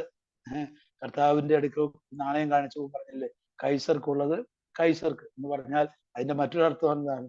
കർത്താവിനുള്ളത് കർത്താവിനായിരിക്കും. ദൈവത്തിന്റെ ആത്മാവ് നമ്മെ സഹായിക്കട്ടെ. ഈ വിദ്വാൻമാർ അവരുടെ നിക്ഷേപ പാത്രങ്ങളെ തുറന്ന് കർത്താവിന്റെ മുമ്പാകെ അത് കാഴ്ചവെക്കാനായിട്ട് ഇടയാക്കി. കൊടുക്കുന്നതിനോടുള്ള ബന്ധത്തില് നിങ്ങളും പല കഥകളൊക്കെ കേട്ടിട്ടുണ്ട്. എന്നാൽ ഞാൻ കേട്ടിട്ടുള്ള ഒരു കഥ ഇങ്ങനെയുണ്ട്. 3 രാജ്യക്കാര് തമ്മിൽ ഇങ്ങനെ ഒന്നിച്ചുകൂടി. അതിലൊരു രാജ്യക്കാര് പറഞ്ഞു, ഞങ്ങൾ കർത്താവിന് വേണ്ടി കൊടുക്കുന്നവരാണ്. എങ്ങനെയാണ് കൊടുക്കുന്നതെന്ന് ചോദിച്ചപ്പോൾ അവൻ പറഞ്ഞു, ഞങ്ങളുടെ കയ്യിൽ ഞങ്ങൾക്ക് ദൈവം തരുന്ന സ്വസമ്പത്ത് ഇങ്ങനെ പിടിക്കും. അതിനുശേഷം ഞങ്ങൾക്ക് ചുറ്റും ഒരു വട്ടം വരയ്ക്കും. അതിനുശേഷം ഞങ്ങളുടെ കയ്യിലുള്ള സമ്പത്ത് ഞങ്ങൾ മുകളിലേക്ക് ഇങ്ങനെ എറിയും. മുകളിലേക്ക് എറിയുമ്പോൾ വട്ടത്തിനകത്ത് വീഴുന്നതൊക്കെ ഞങ്ങൾ എടുക്കും, വട്ടത്തിന് പുറത്ത് വീഴുന്നതൊക്കെ ദൈവത്തിന് വേണ്ടി കൊടുക്കും. അടുത്ത രാജ്യക്കാരൻ പറഞ്ഞു, ഞങ്ങളും ഇങ്ങനെ തന്നെയാണ് കൊടുക്കുന്നത്. ഞങ്ങൾ ഒരു വട്ടം വരയ്ക്കും, മുകളിലേക്ക് എറിയും, വട്ടത്തിന് പുറത്ത് ചാടുന്നതൊക്കെ ഞങ്ങൾ എടുക്കും, വട്ടത്തിനകത്ത് ചാടുന്നതൊക്കെ ദൈവത്തിന് കൊടുക്കും. മൂന്നാമത്തെ രാജ്യക്കാരൻ പറഞ്ഞു, ഞങ്ങൾ ഇങ്ങനെ വട്ടം വരയ്ക്കും, പക്ഷെ ഞങ്ങൾ ചെയ്യുന്നതിന്റെ ഒരു പ്രത്യേകതയുണ്ട്. ഞങ്ങളുടെ കയ്യിലുള്ള പൈസ മുകളിലേക്ക് ഞങ്ങൾ എറിയും, മുകളിലേക്ക് പോകുന്നതൊക്കെ കർത്താവ്, താഴേട്ട് വരുന്നതൊക്കെ ഞങ്ങൾ എടുക്കും എന്ന് പറയാനായിട്ട് ഇടയായി. പ്രിയപ്പെട്ടവരെ, ഒരിക്കലും അങ്ങനെയല്ല. മുകളിലേക്ക് പോകുന്നതൊക്കെ കർത്താവിനും താഴോട്ട് വരുന്നത് നമുക്കല്ല. ദൈവം നമുക്ക് തരുന്നിരുന്ന ഒരു ഭാഗം കർത്താവിന്റെ വേലയ്ക്ക് വേണ്ടി നാം വേർതിരിച്ച് കൊടുക്കാനായിട്ട് ഇടയാക്കി. ഞാനൊരു സുവിശേഷൻ എന്നുള്ള നിലയിൽ ഞാൻ പറയട്ടെ, അതിനകത്ത് എത്ര പേര് ജോയിൻ ചെയ്തിട്ടുണ്ട് എനിക്ക് അറിഞ്ഞുകൂടാ. നിങ്ങൾ എല്ലാവരും ദൈവത്തിന് വേണ്ടി വിവിധ നിലയിൽ കൊടുക്കുന്നവരാണ്. എന്നാൽ 1980 ഞാൻ ദൈവസന്നിധിയിൽ തീരുമാനമെടുത്തു. ഞാൻ എൻ്റെ വ്യക്തിപരമായ ജീവിതത്തിൽ പറയാം, കർത്താവ് എൻ്റെ ജീവിതത്തിൽ നൽകുന്ന എല്ലാറ്റിൽ നിന്നും ഒരു ഭാഗം കർത്താവിന് വേണ്ടി കൊടുക്കും. കഴിഞ്ഞ 44ഓളം വർഷത്തിന്റെ അനുഭവത്തിന്റെ വെളിച്ചത്തിലാണ് ഞാൻ പറയുന്നത്.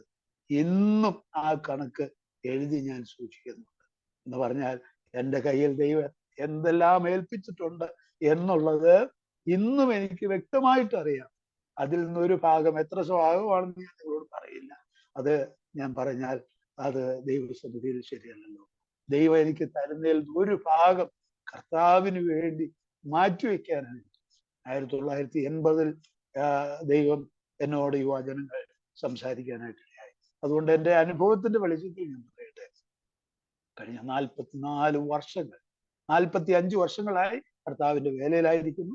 ഈ 44 വർഷങ്ങൾ ദൈവം അത്ഭുതകരമായി നടത്താനായിട്ട് ഇടയായി. സമ്പത്തിനോടുള്ള ബന്ധത്തിൽ എൻ്റെ ജീവിതത്തിൽ ചില തീരുമാനങ്ങൾ എടുക്കാനായിട്ട് ഇടയായി.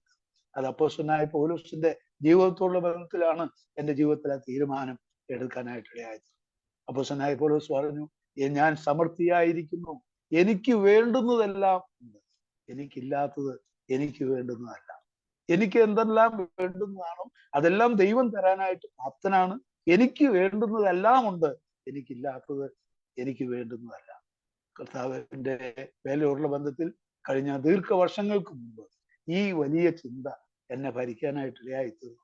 അതുകൊണ്ട് ഒരു കാര്യത്തിന് വേണ്ടി പ്രാർത്ഥിച്ചിട്ട് നടന്നില്ലെങ്കിൽ അത് ദൈവഹിതമല്ല എന്ന് പൂർണ്ണമായി ഗ്രഹിക്കാനായിട്ട് ഉള്ള ബുദ്ധി ദൈവം ദീർഘവർഷങ്ങളായിട്ട് നൽകാനായിട്ട് ഇടയായി. എന്നാൽ കർത്താവ് നൽകുന്നതിൽ ഒരു ഭാഗം കർത്താവിന്റെ വേലയ്ക്ക് വേണ്ടി മാറ്റിവെക്കണമെന്നുള്ള വലിയ ചിന്തയും എൻ്റെ ഹൃദയത്തിൽ ദൈവം നൽകാനായിട്ട് ഇടയായി. 1980 മുതൽ ആ ഒരു തീരുമാനം എൻ്റെ ജീവിതത്തിൽ പ്രായോഗികമാക്കുവാനായിട്ട് ഇടയായതുകൊണ്ട് വലിയ അനുഗ്രഹം എൻ്റെ ജീവിതത്തിൽ അനുഭവിക്കാനായിട്ട് ഇടയായി തീർന്നിട്ടുണ്ട് എന്നുള്ളത് ഞാൻ സ്തോത്രത്തിനായിട്ട് അറിയിക്കുക. ഈ വിദ്വാൻമാർ കർത്താവിന്റെ നിക്ഷേപ പാത്രങ്ങളെ തുറന്ന് അവരുടെ നിക്ഷേപങ്ങളെ കൊടുക്കാനായിട്ട് ഇടയായി.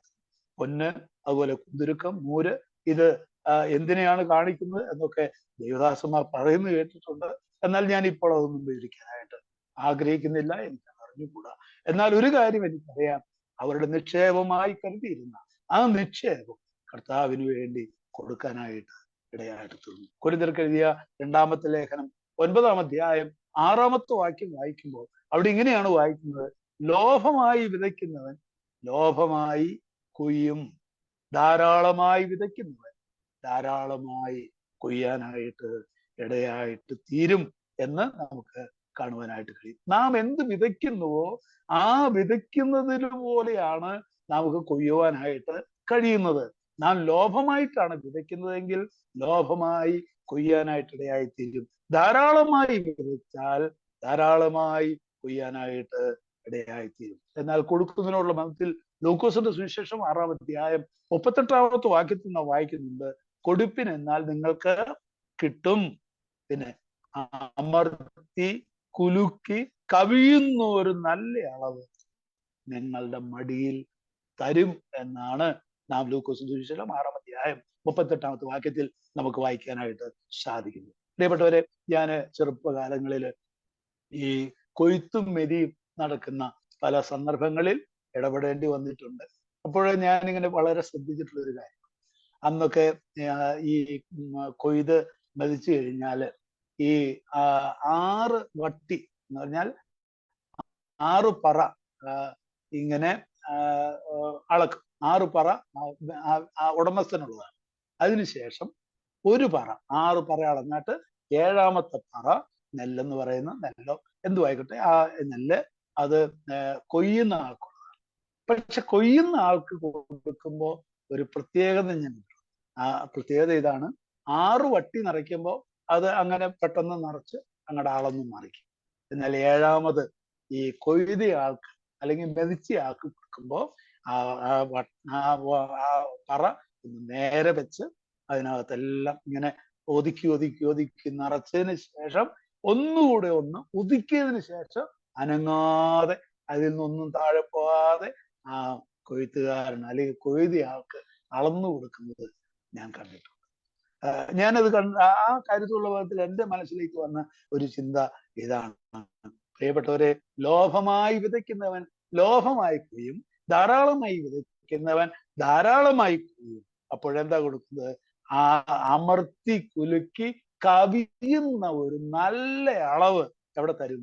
നമ്മുടെ മടിയിൽ തരാനായിട്ട് ഇടയായിത്തീരും. ഞാൻ ഇങ്ങനെ പറയട്ടെ, നാം തീപ്പെട്ടി കൊണ്ടാണ് തീപ്പെട്ടി അറിയാലോ, തീപ്പെട്ടി കൊണ്ടാണ് കർത്താവിന് വേണ്ടി അളന്നു കൊടുക്കുന്നതെങ്കിൽ അളക്കുന്ന അളവിനാൽ കർത്താവ് നമുക്കും അളന്നു തരും.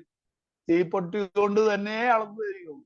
അത് നമ്മൾ പ്രത്യേകം മനസ്സിലാക്കണം. പക്ഷെ അളന്നു തരുമ്പോൾ ഒരു പ്രത്യേകതയുണ്ട്: അമർത്തി കുലുക്കി തീപ്പെട്ടിയിൽ നല്ലൊരളവ് നമ്മുടെ മടിയിൽ തരാനായിട്ട് ഇടയായിത്തീരും. നാം പറ കൊണ്ടാണ് അളക്കുന്നതെങ്കിൽ പറ കൊണ്ട് തന്നെ നല്ലൊരളവ് നമ്മുടെ മടിയിൽ തരാനായിട്ട് ഇടയായിത്തീരും. ദൈവത്തിന്റെ വചനം പറയുന്നു: നിങ്ങൾ അളക്കുന്ന അളവിനാൽ നിങ്ങൾക്കും അളന്ന് കിട്ടും. അതുകൊണ്ട് കർത്താവിന് കൊടുക്കുന്ന കാര്യത്തിൽ നാം ഒരു മാതൃകയായിരിക്കണം. ദൈവം നമ്മെ ധാരാളമായി സഹായിക്കട്ടെ. എങ്ങനെ കൊടുക്കണം എന്നുള്ളത് വിശദമായ ഒരു പഠനമാണ് കൊരിന്ത്യർക്ക് 2-ാമത്തെ ലേഖനം 9-ാം അധ്യായം 7-ാമത്തെ വാക്യത്തിൽ നാം വായിക്കുന്നുണ്ട്. സന്തോഷത്തോടുകൂടെ കൊടുക്കാനായിട്ട് ഇടയായിട്ട് തീരും. സന്തോഷത്തോടുകൂടെ കൊടുക്കണം. മാത്രമല്ല ഹൃദയത്തിൽ നിശ്ചയിച്ചതുപോലെ കൊടുക്കണം. ഹൃദയത്തിൽ നിശ്ചയിച്ചതുപോലെ. ഹൃദയത്തിൽ ഒരു ചിന്ത ദൈവം തരുമ്പോൾ അതിന് യോഗ്യരായിരിക്കുന്നവർക്ക് നാം കൊടുക്കാതിരിക്കരുത്, ചെയ്യാതിരിക്കരുത്. ഹൃദയത്തിൽ നിശ്ചയിച്ചതുപോലെ കൊടുക്കണം. പിന്നെ വായിക്കുന്നുണ്ടല്ലോ, സങ്കടത്തോടെ അരുത്. സങ്കടത്തോടെ അരുത്. മാത്രമല്ല നിർബന്ധത്താൽ അരുത്. നിർബന്ധത്താൽ അരുത്.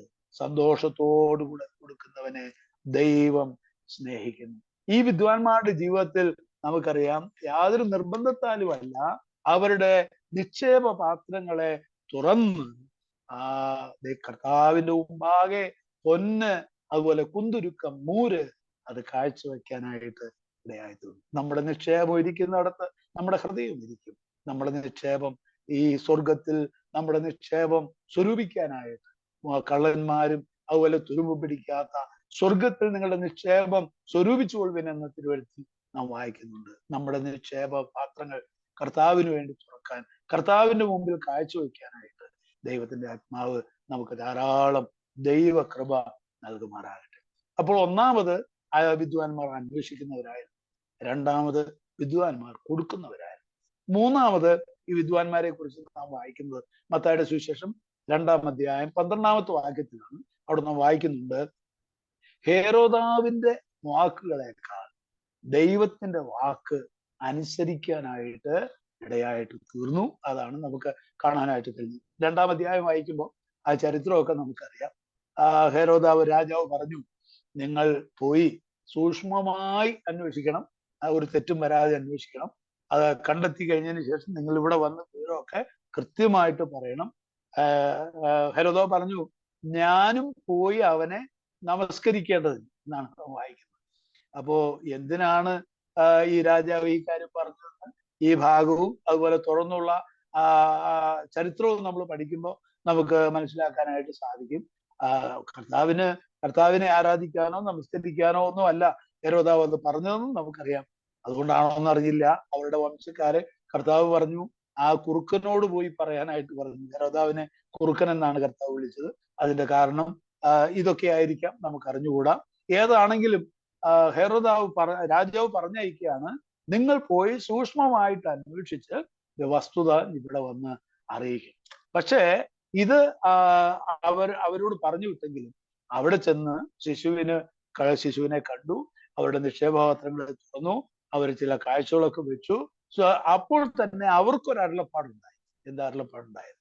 നിങ്ങൾ വന്ന വഴിയെ തിരിച്ചു പോകരുത്, വേറെ വഴിയായി പോകണം എന്നുള്ളതായ അരുളപ്പാടുണ്ടായി. അപ്പോൾ ഞാൻ ചുരുക്കി പറഞ്ഞാല്, രാജാവിന്റെ വാക്കുകളേക്കാൾ അധികമായിട്ട് ദൈവത്തിന്റെ അരുളപ്പാടിനെ അനുസരിക്കാനായിട്ട് ഇടയായി.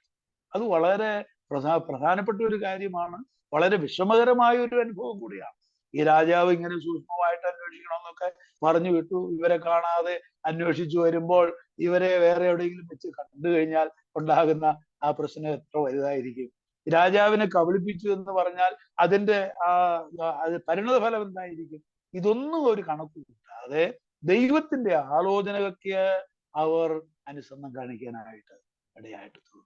പ്രിയപ്പെട്ടവരെ, രാജാക്കന്മാരുടെ കൽപ്പനകളേക്കാൾ, രാജാവിന്റെ കൽപ്പനയേക്കാൾ അധികമായി ദൈവവചനത്തിനും ദൈവകൽപ്പനയ്ക്കും പ്രാധാന്യം കൊടുത്ത ധാരാളം ആളുകളെ കുറിച്ച് നാം തിരുവെഴുത്തിൽ നമുക്ക് കാണാനായിട്ട് സാധിക്കുന്നുണ്ട്. ദാനിയേലിന്റെ പുസ്തകം 3-ാം അധ്യായം 14-ാമത്തെ വാക്യം വായിക്കുമ്പോൾ ശദ്രക്ക്, മേശക്ക്, അബേദ്നെഗോ അവര് പറഞ്ഞ ആ സ്റ്റേറ്റ്മെന്റ് അവിടെ നമുക്ക് കാണാനായിട്ട് കഴിയും. രാജാവ് നിർത്തിയ ബിംബത്തെ ഞങ്ങൾ നമസ്കരിക്കുകയില്ല. ഞങ്ങളെ രക്ഷിച്ചാലും രക്ഷിച്ചില്ലെങ്കിലും ഞങ്ങൾ മരിക്കേണ്ടി വന്നാലും രാജാവ് നിർത്തിയ ബിംബത്തെ ഞങ്ങൾ നമസ്കരിക്കുകയില്ല. പ്രിയപ്പെട്ടവരെ, എന്താണ് അവിടെ ഉണ്ടായത് നമുക്ക് എല്ലാവർക്കും അറിയാം. ആ തീച്ചൂള വലിയ കാഠിന്യത്തിലാക്കിയതൊക്കെ നാം അവിടെ വായിക്കുന്നുണ്ട്.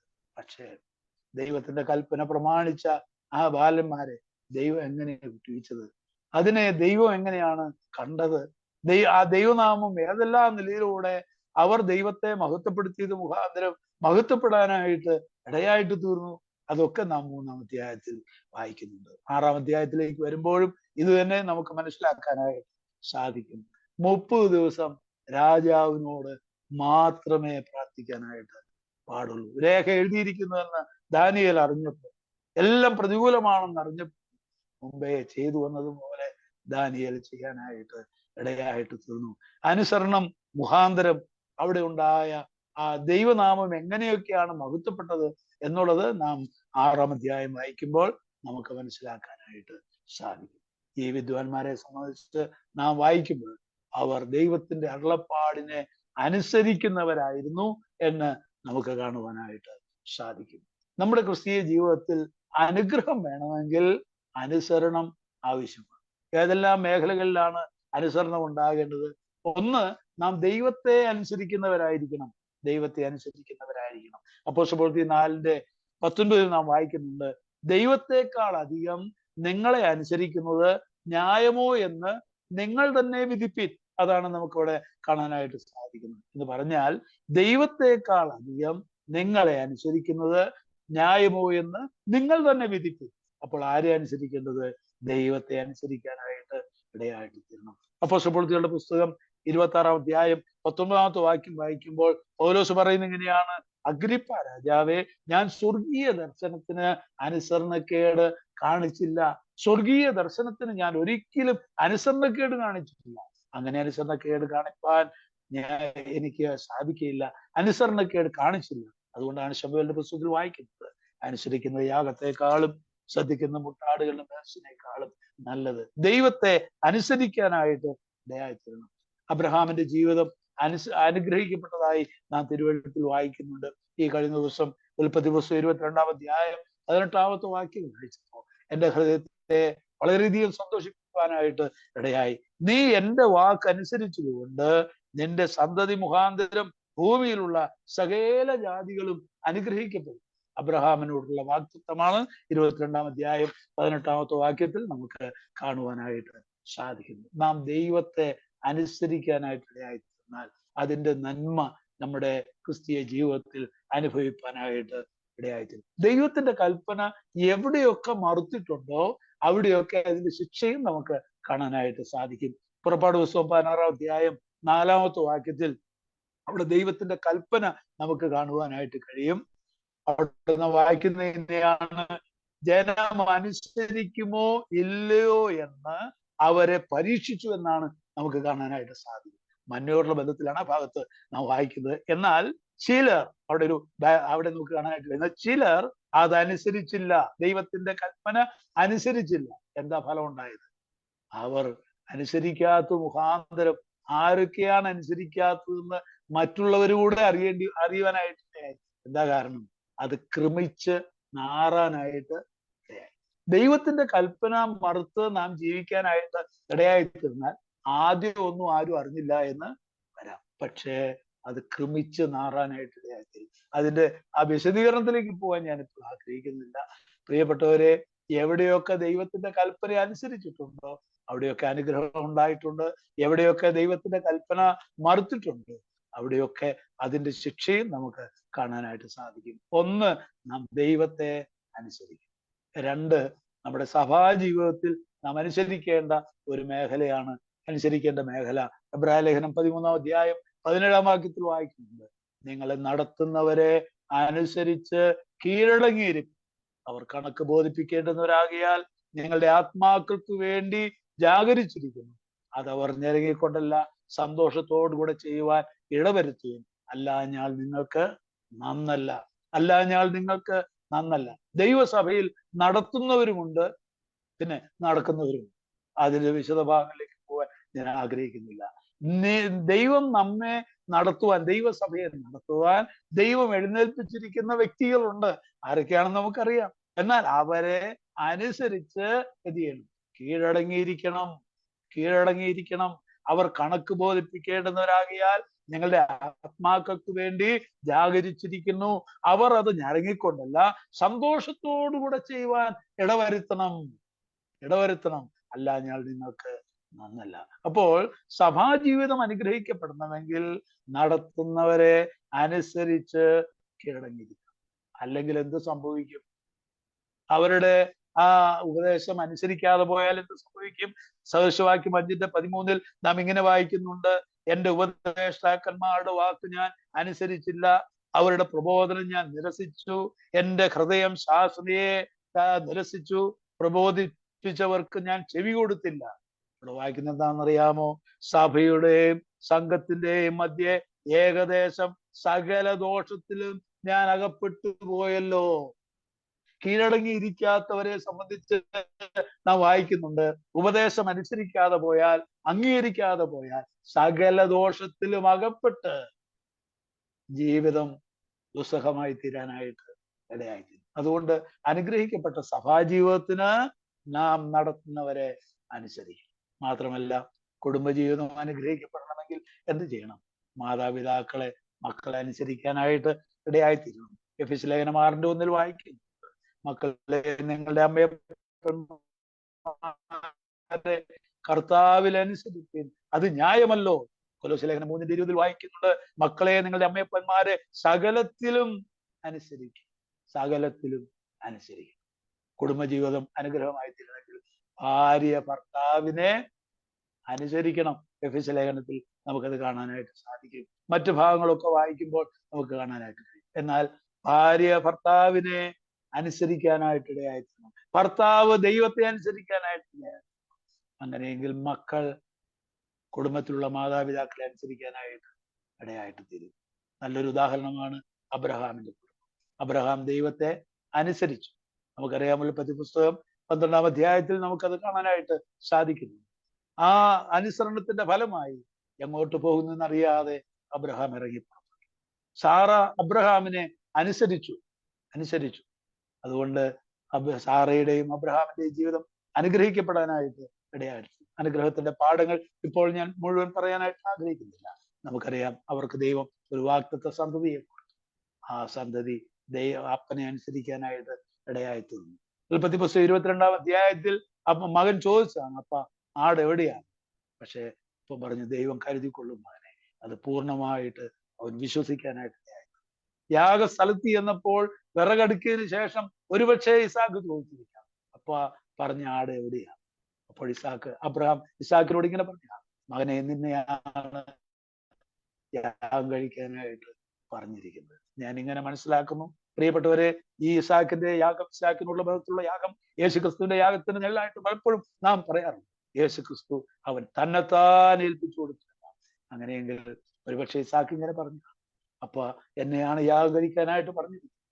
ഞാനിതാ വിറകിന്റെ മീതെ ഞാനിതാ കിടക്കുന്നു, എന്നെ യാഗമാക്കിക്കൊള്ളുക തന്നെത്താൻ ഏൽപ്പിച്ചു കൊടുത്തതാണ്. പ്രിയപ്പെട്ടവരെ, അപ്പനെ പൂർണ്ണമായിട്ട് അനുസരിക്കുന്നു. നമുക്കറിയാം, ഇസാക്കിന്റെ പ്രായം എത്രയാണ് കൃത്യമായിട്ടൊന്നും പറയാൻ എനിക്ക് അറിഞ്ഞുകൂടാ. എന്നാൽ വിറക് നോക്കാനുള്ള ആരോഗ്യം അവനുണ്ടായിരുന്നെന്ന് നാം തിരുവഴുത്തിൽ നിന്ന് കാണാനായിട്ട് കഴിയും. ആ പ്രായത്തിൽ അപ്പൻ പറഞ്ഞാൽ അത് പൂർണ്ണമായിട്ട് അനുസരിക്കുന്ന ഒരു മകനെ നമുക്ക് കാണാനായിട്ട് സാധിക്കും. പ്രിയപ്പെട്ടവരെ, നാം തിരിച്ചു വരട്ടെ. വിദ്വാൻമാരോടുള്ള ബന്ധത്തിൽ നാം ചിന്തിക്കുമ്പോൾ അവർ ദൈവത്തെ അനുസരിക്കുന്നവരായ, ദൈവത്തിന്റെ ശബ്ദത്തിന് അവർ ചെവി കൊടുക്കുന്നവർ. നമ്മുടെ കുടുംബജീവിതത്തിലും സഭാജീവിതത്തിലും മാത്രമല്ല, നമ്മുടെ ഓരോ ജീവിതത്തിന്റെ നാളുകളിലും നാം ദൈവത്തെ അനുസരിക്കുന്നവരായി തീർന്നാൽ ദൈവം നമ്മെ അനുഗ്രഹിക്കാനായിട്ട് ഇടയായിത്തീരും. ഈ വിദ്വാൻമാരുടെ ജീവിതത്തിൽ 3 കാര്യങ്ങൾ നാം ചുരുക്കമായി ചിന്തിച്ചത്. ഒന്ന്, അവർ അന്വേഷിക്കുന്നവരായി. അന്വേഷിപ്പിനെന്നാൽ നിങ്ങൾ കണ്ടെത്തും. എന്താണ് നാം അന്വേഷിക്കേണ്ട ധാരാളം കാര്യങ്ങൾ തിരുവെഴുത്ത് പറയുന്നു. 2, അവർ കൊടുക്കുന്നവരായി. നാം ദൈവത്തിന് കൊടുക്കുന്നവരായിരിക്കും. നമ്മുടെ നിക്ഷേപ പാത്രങ്ങളെ കർത്താവിന് വേണ്ടി തുറക്കാനായിട്ട് ഇടയായിത്തീരും. എങ്കിൽ ദൈവം നമ്മെ അനുഗ്രഹിക്കാനായിട്ട് ഇടയായിത്തീരും. 3, അവർ അനുസരിക്കുന്നവരായിരുന്നു. കർത്താവ് വരുവാൻ താമസിച്ചാൽ നമ്മുടെ ജീവിതത്തിന്റെ നാളുകൾ മുഴുവൻ ദൈവത്തെ അനുസരിച്ചും ദൈവത്തെ അന്വേഷിച്ചും ദൈവത്തിന് കൊടുത്തും നമ്മുടെ ജീവിതത്തിന്റെ നാളുകളെ കഴിയുവാൻ ഈ ചെറിയ ചിന്ത നമുക്ക് എല്ലാവർക്കും ദൈവം ഉപയുക്തമാക്കി തീർക്കട്ടെ. ഈ വചനങ്ങൾ തുടർന്ന് നമ്മൾ സംസാരിച്ചു കൊണ്ടിരിക്കട്ടെ. ഈ വചനം എന്നോടും ദൈവം സംസാരിച്ചു കൊണ്ടിരിക്കട്ടെ. പ്രസംഗിച്ചിട്ട് കൊള്ളരുതാത്തവനായി തീരാതിരിക്കും. നിങ്ങൾ എനിക്ക് വേണ്ടി പ്രാർത്ഥിക്കുക. അന്യോന്യം പ്രാർത്ഥനയിൽ നമുക്ക് ഓർക്കാം. ഈ സ്വാതന്ത്ര്യം വചനധാര ശുശ്രൂഷയെ ദൈവം തുടർന്നും അനുഗ്രഹിക്കട്ടെ. ദൈവനാമം ഇതിനാലും മഹത്വമാറാകട്ടെ. ആമേൻ. Praise the Lord. Thank you, servant of God, Evangelist A.M. Prasad Chand. Very blessed thoughts for listening, servant of God. Actually, I have seen servant of God hard working before 30 years in Madhya Pradesh, in Ujjain area. He stayed there many days and he was driving the vehicle and he was serving the Lord day and night. I have seen literally the servant of God, and we thank the servant of God for the blessed thought we could hear today from him.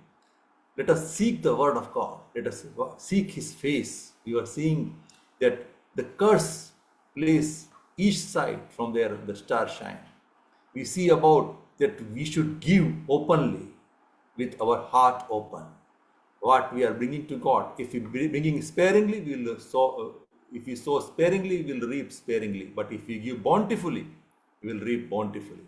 Very blessed thoughts we're listening, and let us be obedient to the word of God. The wise men didn't hear the word of King Herod, but they obeyed the word of God. Let us obey the word of God, as Shadrach, Meshach, Abednego, and Daniel did. Very blessed thought, and we thank the servant of God for the blessed thought we could hear today. And he is serving the Lord's vineyard from last 40-50 years. Very hard-working servant of God I have seen literally, and we thank the servant of God for the blessed thoughts we could hear today. And we thank Evangelist Joy K. John for the two blessed songs we could hear today. Now I will request servant of God, Evangelist K.P. George,